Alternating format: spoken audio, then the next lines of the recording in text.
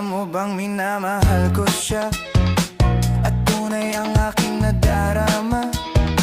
Kahit ako'y nagmumukhang tanga, ay ayos lang basta kasama siya.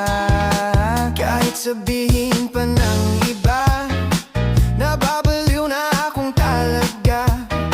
Kahit mayroong ibang nagcha-cha-cha, nagrurumba, nagsasalsa, pwedeng sabihin nyo to sa kanya. Ang puso ko'y nahihirapan na. Ano pa ba ang pwede kong gawin na uubra upang maakit siya? Palagay kaya ako nang